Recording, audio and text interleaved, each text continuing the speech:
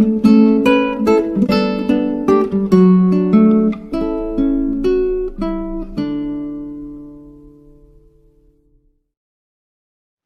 lagi dengan saya, Dr. Widya dari Rumah Sakit Bethesda Wonosari.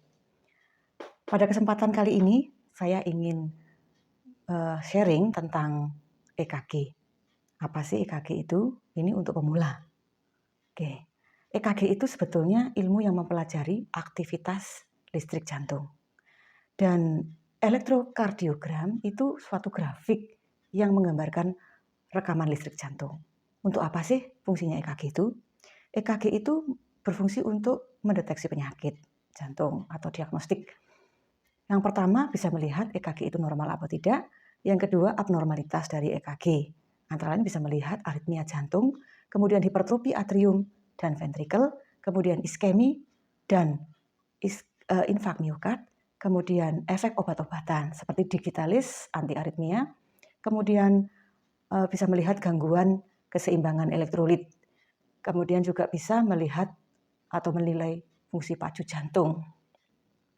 Kalau kita lihat di grafik ini adalah siklus.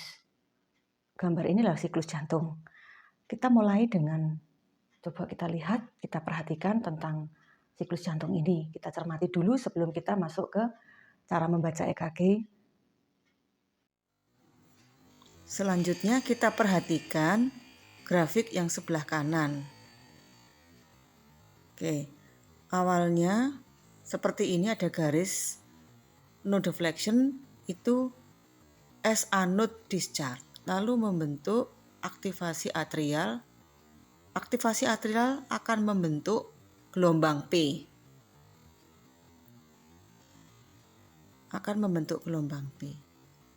Perhatikan.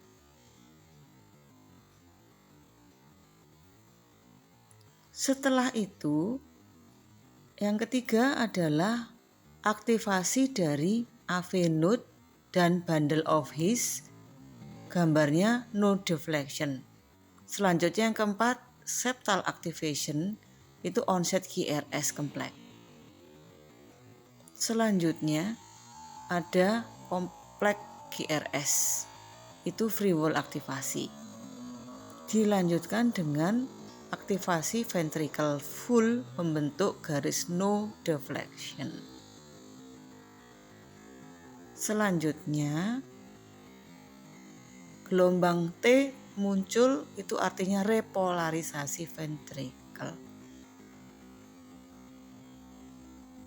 Dilanjutkan setelah T terbentuk, dilanjutkan dengan gelombang U, artinya ini gelombang U mulai akan terbentuk, dan ini artinya late ventricular activation. Demikian, semoga jelas ya. Kita lanjut ke sistem konduksi. Sistem konduksi pembangkit listrik di jantung itu ada SA node, AV node, dan serabut Purkinje seperti yang ada di skema berikut. SA node itu memberikan pulse yaitu 60-100 kali per menit. AV node memberikan pulse atau denyut 40-60 kali per menit. Serabut Purkinje memberikan pulse-nya lebih lambat lagi 20-40 kali per menit. Coba kita lihat di skema berikut. Kita masuk ke sadapan EKG. Nah, ini untuk review saja bahwa ada dua sadapan bipolar dan unipolar. Bipolar itu merekam perbedaan potensial dari dua elektrode. Ini ada 1, 2, 3 Romawi. Ini sadapan bipolar. Kemudian sadapan unipolar. Unipolar itu ada dua ekstremitas dan prekordial. Jadi unipolar ekstremitas itu sebetulnya gabungan elektroda-elektroda pada ekstremitas membentuk elektroda yang dengan potensial 0. Di sini ada AVR, AVL, dan AVF. Kemudian sadapan unipolar. Yang prekordial itu elektrode yang potensial 0 tadi dipasangkan di V1 sampai dengan V6 yang di lateral, kemudian sisi kanan itu V3R, ada V4R. Coba kita perhatikan di skema sebelah. Kita masuk ke kertas EKG ya. Kertas EKG itu ada kertas horizontal dan kertas vertikal. Kalau horizontal itu menunjukkan waktu di mana 1 mm itu sama dengan 0,04 detik. Jadi kalau 5 mm itu 0,2 detik. 5 kotak kecil 0,2 detik.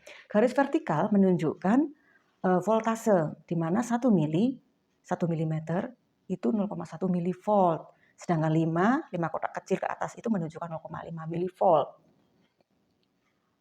Ini adalah gambaran EKG yang normal, di mana P diikuti QRS, lalu T, seperti ini. Kita mulai belajar ke P yang normal. Ini namanya P itu atrial depolarisasi. Kalau atrial depolarisasi kita lihat P. Kalau P-nya kurang dari 0,12 detik 3 kotak, tingginya kurang dari 0,3 milivolt, ada yang mengatakan malah 2,5, kalau kurang dari itu normal. Jadi tidak boleh lebih dari 3 kali 3 kotak. Kalau lebih berarti abnormal. Dan selalu positif di lead 2 dan selalu negatif di lead AVR. Lalu kita lihat PR intervalnya. PR intervalnya itu diukur dari apa? Permulaan P ke permulaan gelombang QRS. Normalnya 0,12 sampai 0,2 detik. Jadi 3 sampai 4 kotak. Kalau lebih berarti abnormal. Selanjutnya kita lihat R-nya, QRS. Kalau dari V1 sampai dengan V6, maka R-nya akan semakin tinggi dan paling tinggi di V6 dan S-nya hilang. Dan S paling dalam di V1. Ini adalah gelombang normal. Selanjutnya kita lihat ST. Kalau ST diukur dari apa? Akhir QRS tadi sampai dengan awal gelombang T. Normalnya itu isoelektrik. Kalau dia turun ke bawah itu depresi, itu pada kasus iskemi. Kalau dia naik itu namanya elevasi. Itu kasus injuri atau infak akut. Jadi kalau membaca EKG urutannya seperti ini. 1, teratur apa tidak iramanya.